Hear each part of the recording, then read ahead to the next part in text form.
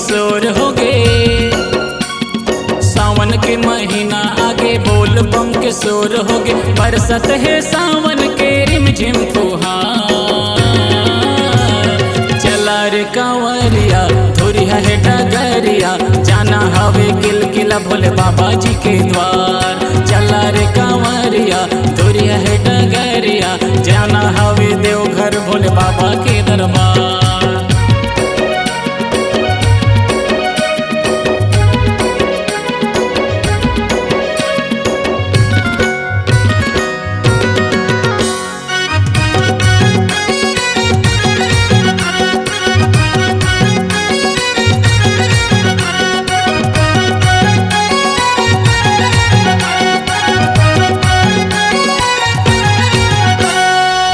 करिया करिया बादल छाए, बिजली हाय दया चमके। कांवरिया के दर्शन खातिर बदरल सूरज घलो निकले। भोले के तरस बल तरसा थे नैना, बाबा के तरस बल तरसा थे नैना। गांजा धतूरा चढ़ाबो हमन भान।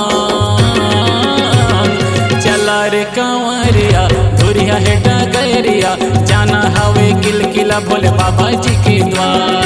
चला रे कांवरिया धुरिया है डगरिया, जाना हवे देवघर भोले बाबा के दरबार।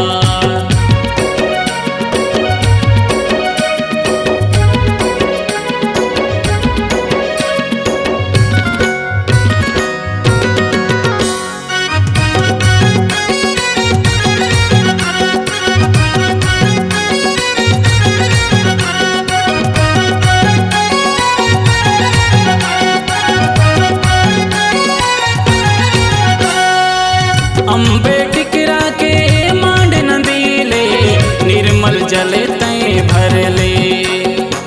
शिव के मूरत ला संगवारी, आपन दिल में बसाले। भोले के जटा माँ बहे गंगा मैया, बाबा के जटा माँ बहे गंगा मैया। महिमा जे कर हवे रे अपार।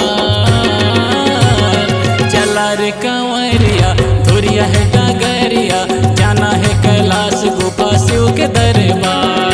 चला रे कांवरिया धुरिया है डगरिया, जाना हवे किलकिला भोले बाबा जी के द्वार। सावन के महीना आगे बोल बम के शोर हो गए। सावन के महीना आगे बोल बम के शोर हो गए। बरसत है सावन के रिमझिम फुहार। चला रे कांवरिया धुरिया है डगरिया, जाना हवे किलकिला भोले बाबा जी के द्वार। चला रे कांवरिया धुरिया है डगरिया, जाना हवे देवघर भोले बाबा के दरबार। चला रे कांवरिया धुरिया है डगरिया, जाना है कैलाश गुफा शिव के दरबार। चला रे कांवरिया धुरिया है डगरिया, जाना हवे किलकिला भोले बाबा जी के द्वार। C-Log Digital Recording Studio, Cordoba. Contact number 9907119215.